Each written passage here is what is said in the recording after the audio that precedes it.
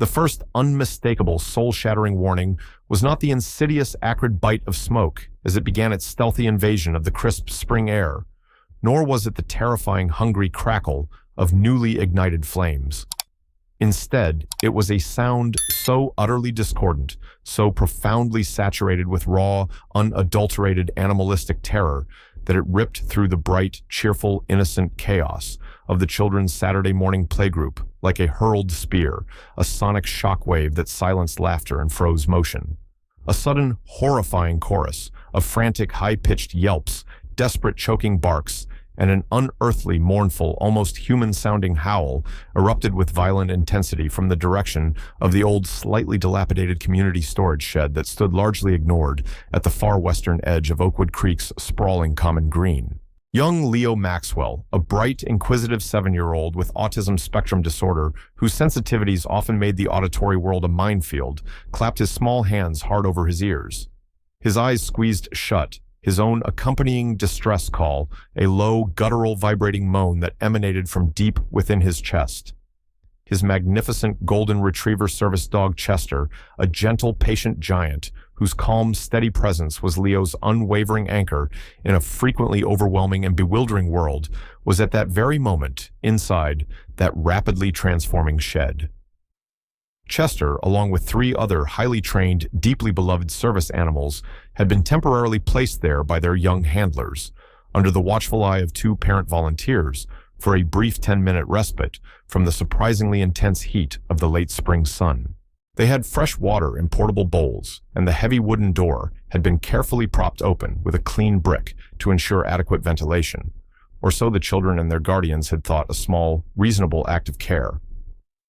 Now a thin, ugly, greasy plume of gray-black smoke was beginning to curl with sinister insistence from beneath the shed's ill-fitting weathered wooden door, coiling upwards from the eaves, accompanied by that horrifying, escalating cacophony of pure animal terror. Panic, instant, absolute, and utterly primal, seized the small group of children and the 2 parent volunteers who had been idly chatting on a nearby bench. Their beloved companions, their furry confidants, their indispensable lifelines were trapped inexplicably, terrifyingly, inside a rapidly igniting building. Michael "Mike" Corrigan, the seasoned and deeply respected Chief of Operations for the State Animal Rescue and Emergency Services Division, was by a sheer, almost unbelievable twist of fate less than 50 yards away from the unfolding horror. He had been standing near the playground's edge, idly watching his 10-year-old niece, Lily Corrigan, who navigated life with spirited determination from her brightly colored wheelchair and was accompanied by her sleek, intelligent black Labrador seizure-alert dog Shadow. Shadow was currently snoozing patiently at Lily's feet. Mike was officially off duty, ostensibly enjoying a rare, peaceful Saturday morning with family, a welcome break from the relentless demands of his high-stress job. But the ingrained, razor-sharp instincts of 2 decades spent responding to every conceivable animal crisis, from coordinating massive hurricane evacuations of livestock and pets to leading dangerous, emotionally draining large-scale cruelty seizures from horrific hoarding situations and abusive puppy mills, were always coiled just beneath the surface, perpetually on alert. The instant that first uniquely desperate, multi-toned volley of animal cries, a sound signature he knew with chilling certainty meant extreme distress and imminent danger, hit his ears, followed within a heartbeat by the unmistakable visual cue of that rapidly darkening smoke, his entire demeanor underwent a galvanic shift. The relaxed, smiling uncle vanished as if he were a discarded cloak, instantly replaced by the focused, decisive, authoritative commander. "Lily, stay right here with Mrs. Henderson. Don't move." "Beauge." He barked his voice, cutting through the sudden, terrified shrieks of the other children, already sprinting with surprising speed towards the smoking shed. His mind a rapid-fire, cascading checklist of immediate actions: assess the threat, secure the scene, if possible, effect immediate rescue. The rising screams of the children, now a heartbreaking melange of raw fear for their trapped animals, and the dawning, paralyzing comprehension of a real, uncontrolled fire, spurred him onward, a sickening, icy knot tightening in the pit of his stomach. Oakwood Creek, to the casual observer, was the epitome of picture-perfect suburban tranquility, sprawling, impeccably manicured green lawns that flowed seamlessly into one another, mature leafy trees, casting dappled shade over wide, clean streets, an all-pervading sense of orderly calm and prosperous well-being.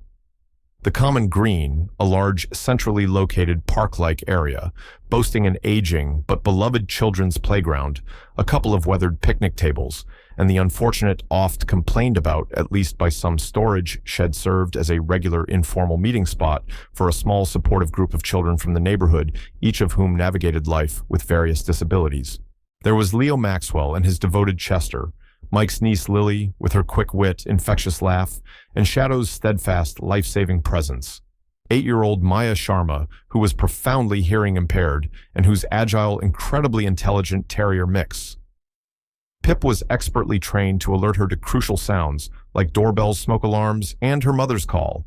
And young Noah Chen, a painfully shy, gentle boy, who struggled with severe social anxiety and selective mutism, and for whom his fluffy, perpetually smiling Samoyed Snow was far more than a pet. Snow was a furry, four-legged therapist, a social bridge to the outside world, and his most trusted, non-judgmental confidant.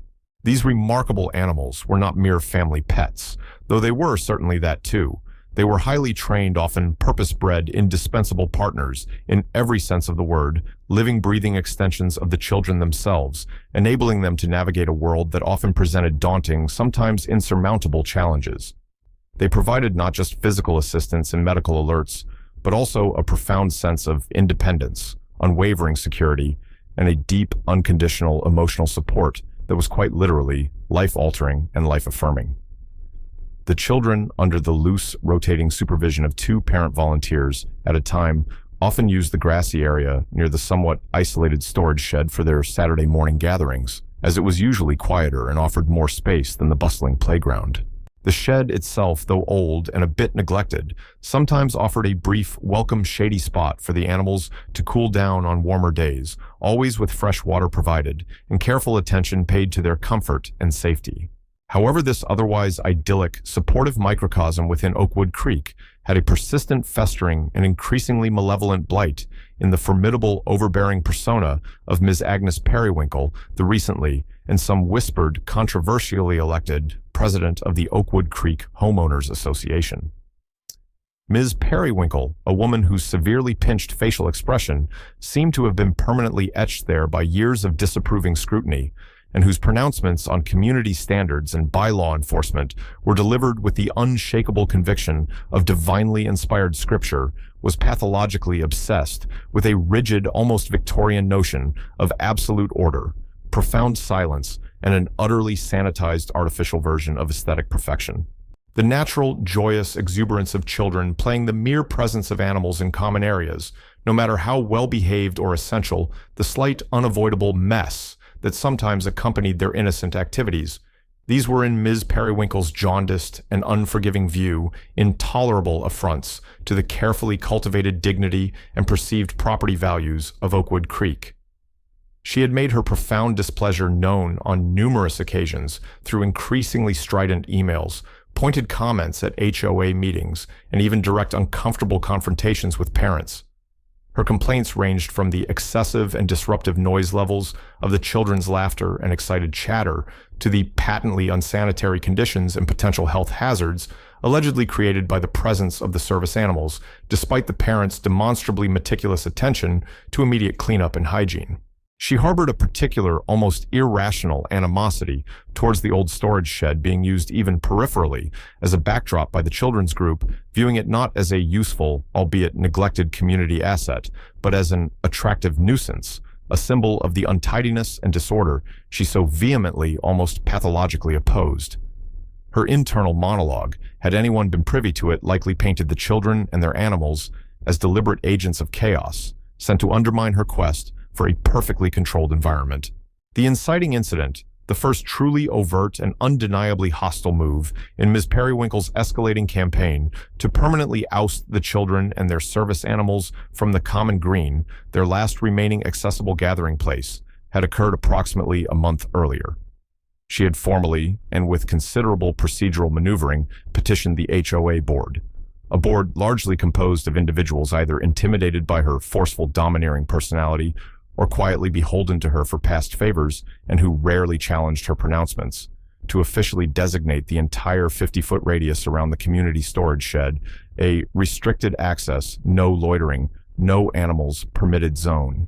In her lengthy, jargon-filled petition, she cited a litany of vague and largely unsubstantiated concerns, including escalating HOA liability issues, potential for irreversible damage to community property. The shed, ironically, was already in a state of visible disrepair due to years of HOA neglect, a fact she conveniently and consistently ignored, and the paramount need to maintain the tranquil and undisturbed enjoyment of all common spaces for the quiet contemplation of the majority of our dues-paying residents. When questioned by a few braver parents during the subsequent HOA meeting, who pointedly raised issues of ADA compliance, reasonable accommodation, and the federally protected rights of individuals with disabilities to utilize their service animals in public spaces, Ms.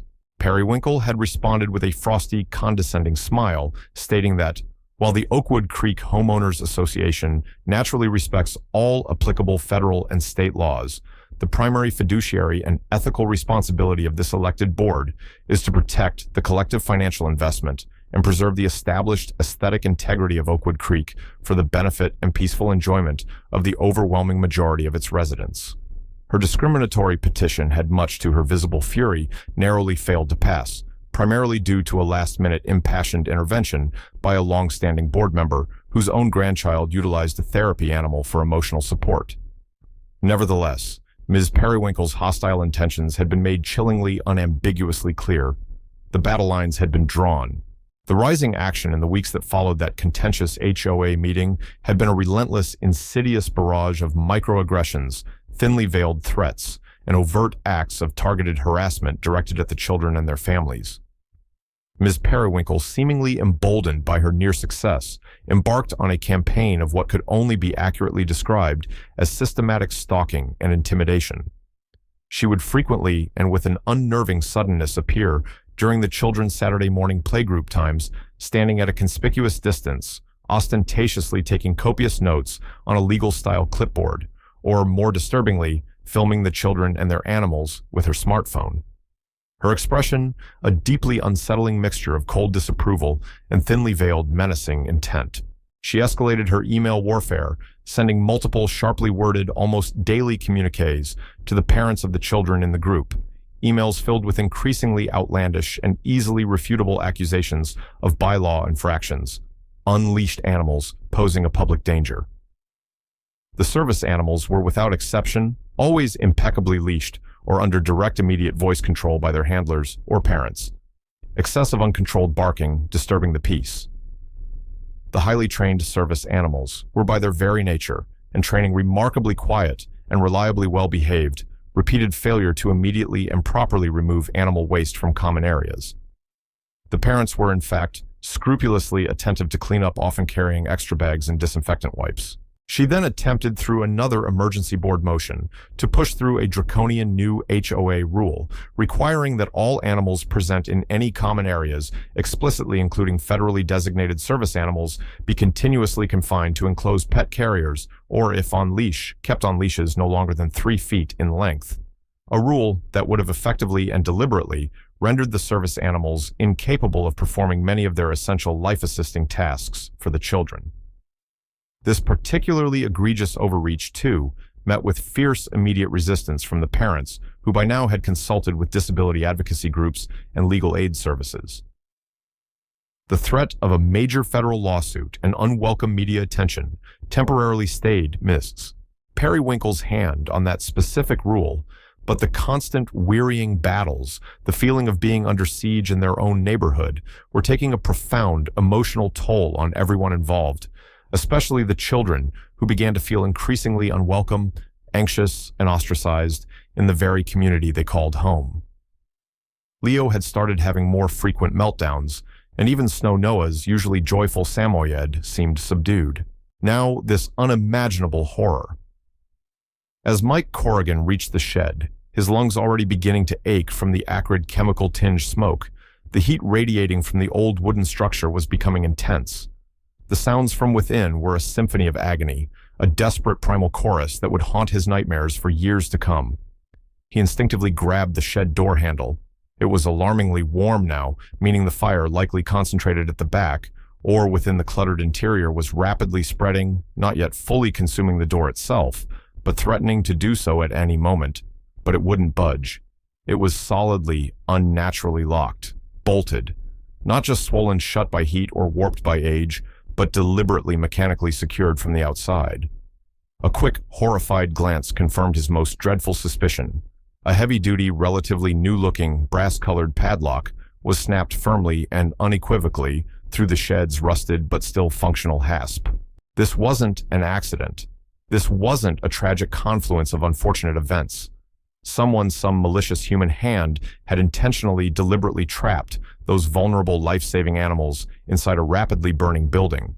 The sheer calculated cruelty of it was almost beyond comprehension. "Stand back. Everyone get back." Mike yelled, his voice raw, with a mixture of fury and command, to the frantic, weeping parents and terrified children who had, against his earlier instruction, followed him in their desperation. He scanned the immediate area with frantic, desperate intensity, searching for anything at all that could be used as a pry bar, a makeshift ram, some tool to breach that locked door. Time was a merciless, rapidly dwindling enemy. The shed was constructed of old, dry, untreated timber. It would go up like a funeral pyre for those innocent animals, if they couldn't get them out within minutes, perhaps seconds. Tom Henderson Lilly's father, a burly, powerfully built construction worker, was already there beside him, his face a mask of grim, desperate determination. His eyes darting around, also looking for a heavy rock, a discarded piece of lumber, anything to lever that accursed door. The fire, as investigators would painstakingly determine later that day, had originated in a dangerously unstable pile of oily rags, half-empty paint thinner cans, and discarded leaking containers of chemical solvents and old fertilizer, all highly flammable materials, that had been carelessly, illegally stored in a rusted, open-topped metal barrel at the far back of the communal storage shed. This barrel was positioned directly beneath a faulty, visibly sparking electrical junction box, a clear and present fire hazard that, it would also be revealed, had been repeatedly reported in writing to the HOA, and specifically to Ms. Agnes Periwinkle as HOA president by concerned residents over the past 6 months. She had consistently dismissed these urgent safety concerns as alarmist exaggerations, and had repeatedly deferred any repair or cleanup action as not a current budgetary priority for the association. Do not. Her act of angrily, forcefully slamming the shed door shut after viciously snapping the new padlock into place, trapping the animals inside, as one horrified elderly witness, Mrs. Eleanor Albright, would later describe seeing her do with what she termed a furious, vindictive energy, may well have been enough to dislodge a loose wire in the faulty junction box, or perhaps to tip something flammable onto the already volatile rags. Or perhaps the faulty wiring simply chose that precise, catastrophic moment to finally arc and ignite the waiting fuel. Regardless of the exact, precise ignition sequence, Ms. Periwinkle's direct, deliberate action of trapping the service animals inside that hazardous tinderbox had transformed a known, pre-existing, and negligently ignored fire risk into an active, unfolding, and potentially lethal death trap. Her culpability was absolute. Mike, seeing Tom Henderson struggling fruitlessly to find a suitable breaching tool amongst the playground equipment, suddenly remembered the emergency trauma and extrication kit he always kept in the back of his state-issued SUV. It contained a small, incredibly sturdy forged steel Halligan-style pry tool, designed for exactly this kind of desperate, forcible entry. "Tom, the door. Keep trying to force the hinges or the frame. I'll be right back. Don't give up." He sprinted with astonishing speed for a man his size, back towards his parked vehicle, his mind a maelstrom of controlled rage, professional focus, and a desperate, fervent prayer.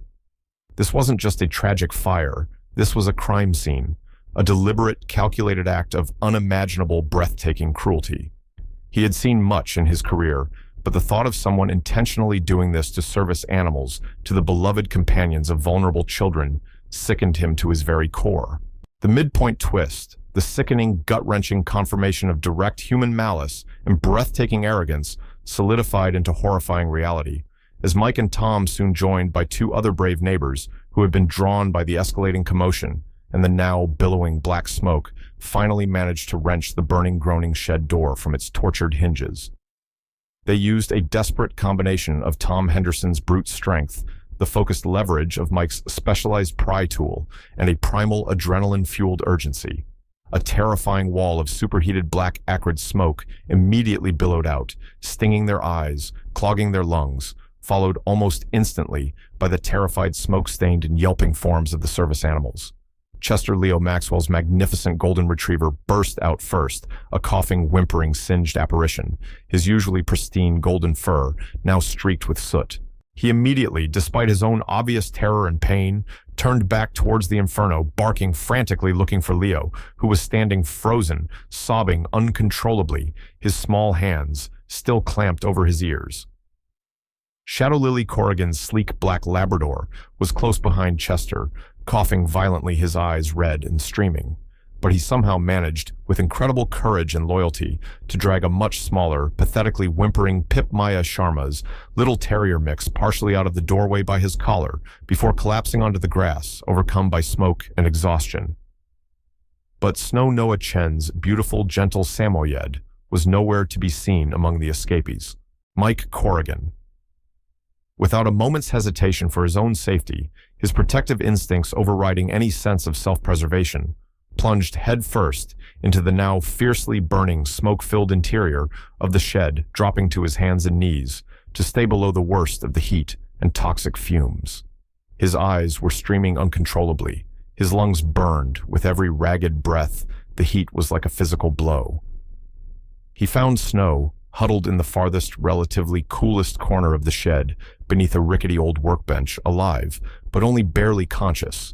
His usually magnificent fluffy white fur, now tragically blackened with oily soot, his breathing shallow and erratic.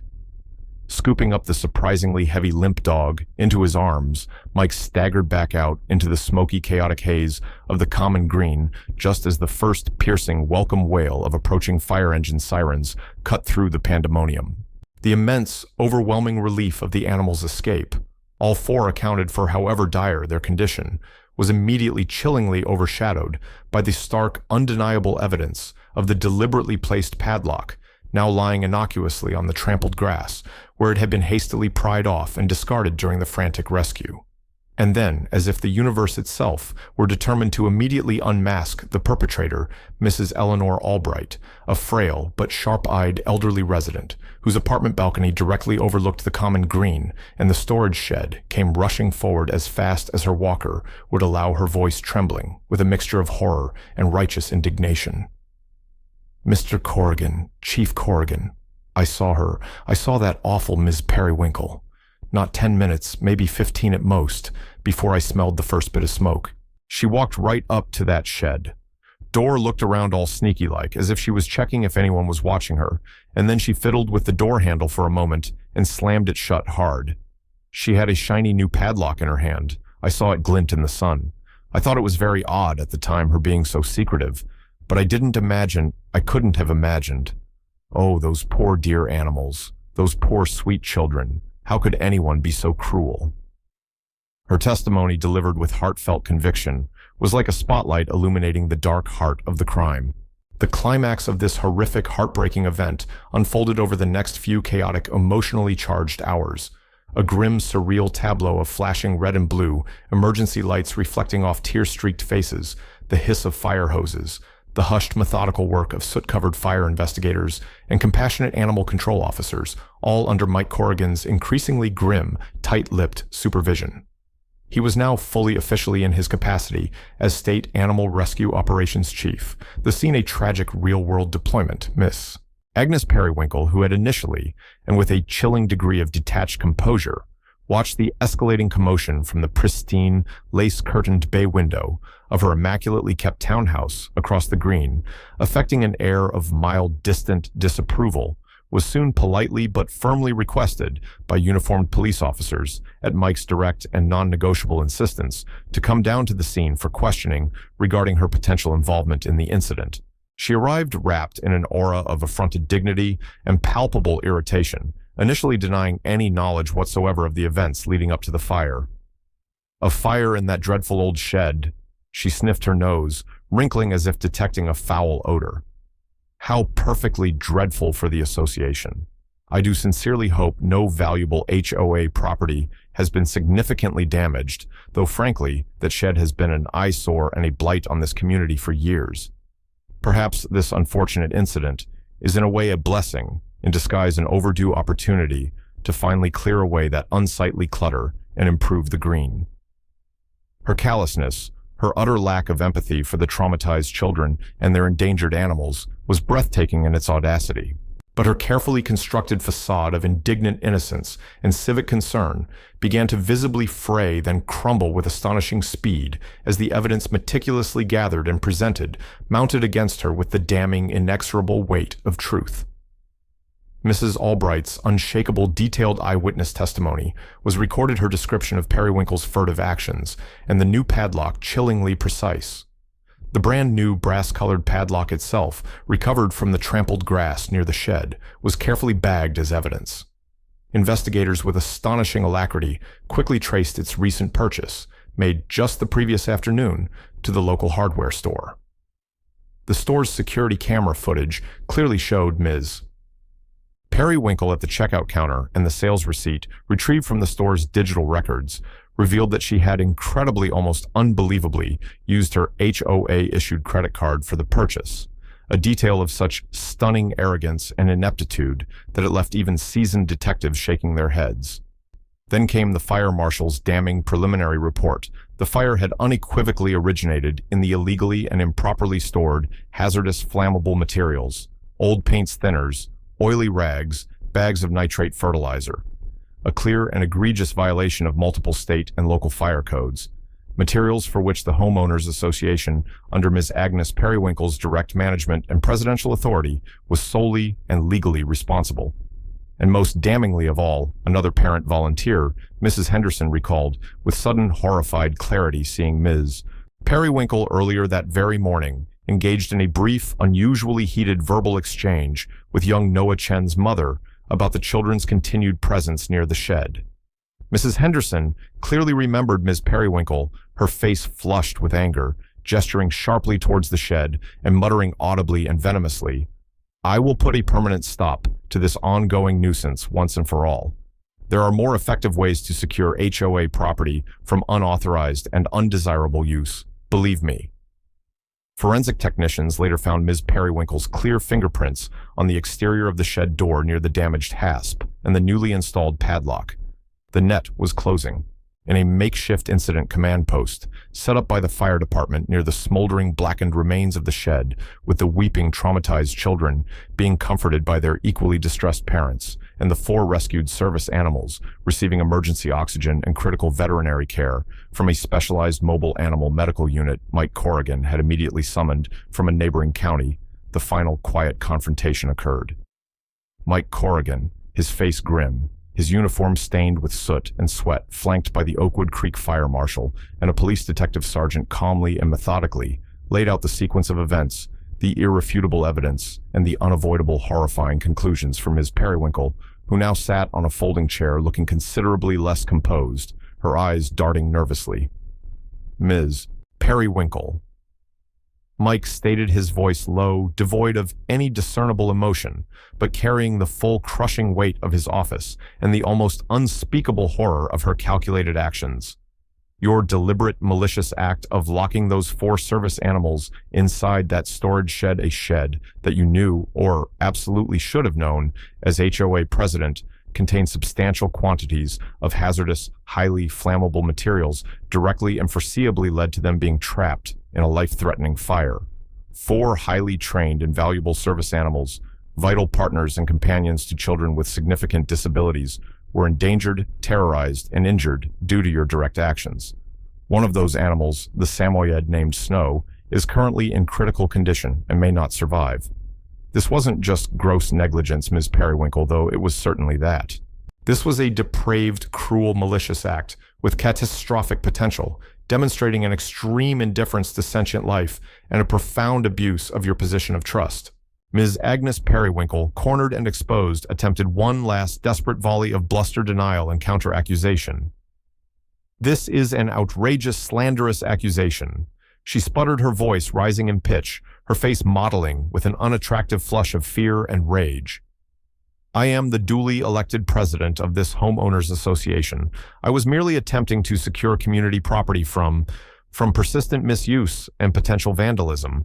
The fire was a tragic, unfortunate accident, perhaps even caused by those unruly children and their uncontrolled, unsanitary animals. You have no proof I did anything other than my duty. The only uncontrolled, unsanitary, and dangerous element present here today, madam, the police detective sergeant interjected, his voice cool-cutting and utterly unimpressed by her histrionics, appears to have been your vindictive temper and your profound, arrogant disregard for the law, for basic human decency, and for the safety of both vulnerable animals and innocent children. Agnes Periwinkle, you are under arrest. He then formally charged her with multiple felony counts, including 4 counts of aggravated animal cruelty, multiple counts of reckless endangerment of a child arson. In the second degree, due to the extreme recklessness leading to the fire in a structure, and several counts of interfering with the official duties of a service animal.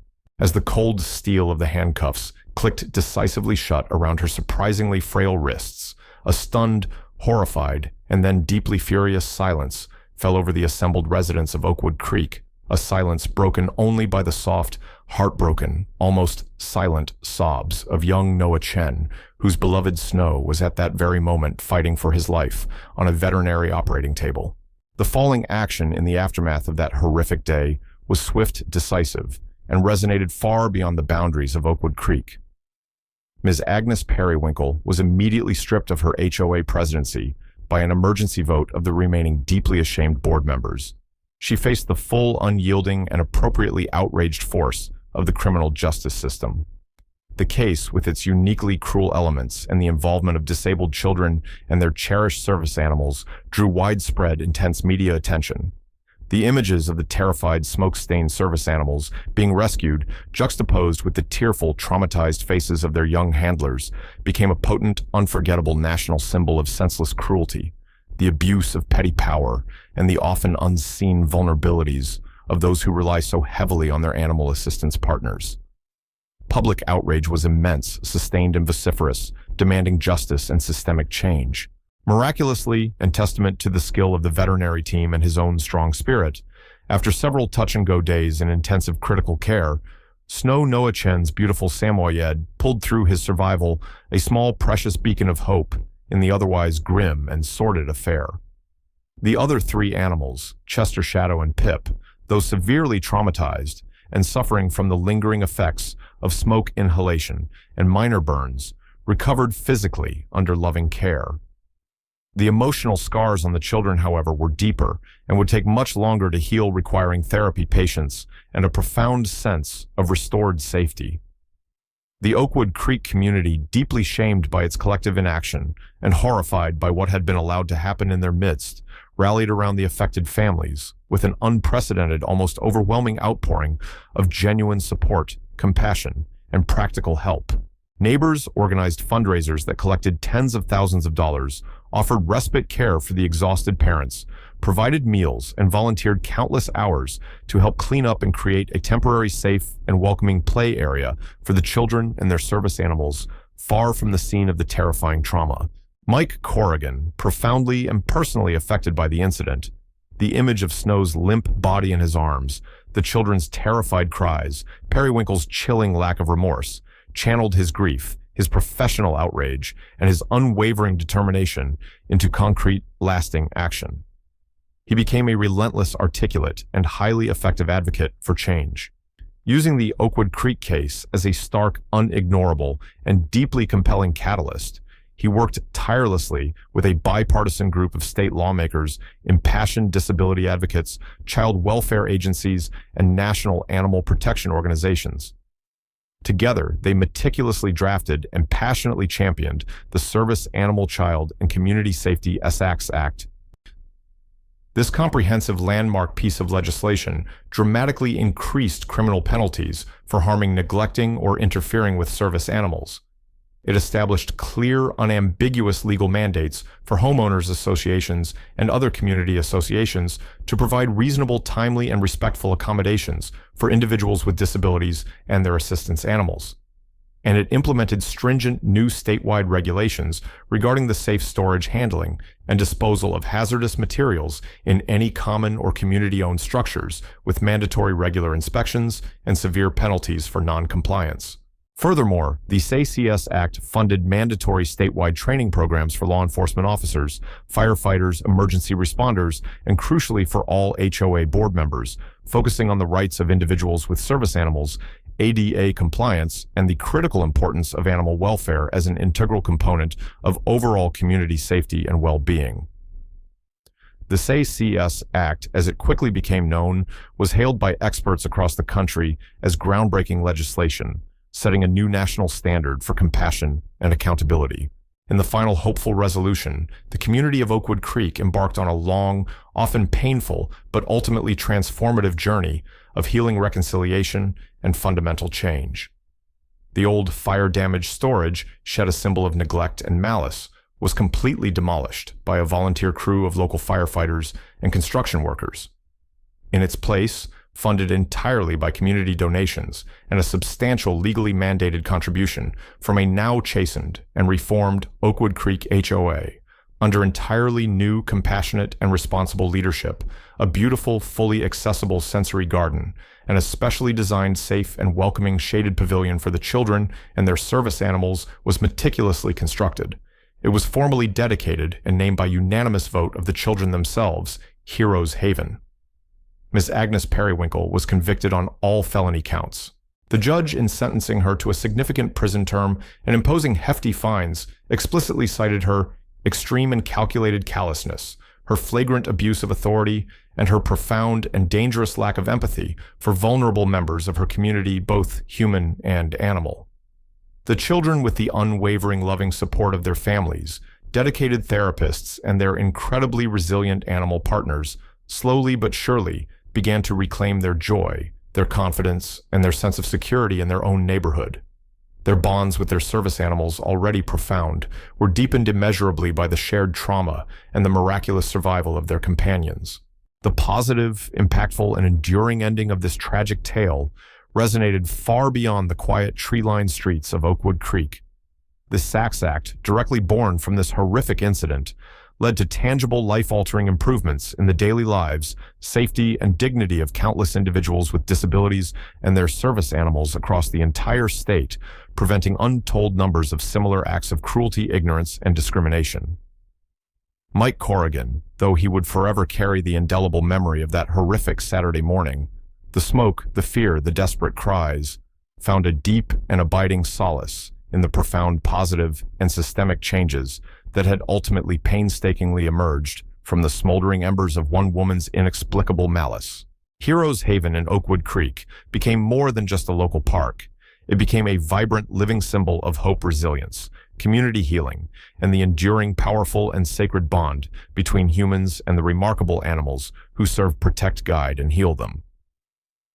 The joyous, unrestrained barks of Chester Shadow Pip and a fully recovered, gloriously fluffy Snow, mingling with the happy, confident laughter of Leo, Lily, Maya, and Noah as they played freely and safely in their special place, were now the sweetest, most triumphant sounds imaginable, the undeniable music of a hard-won, profoundly transformative, and deeply meaningful victory.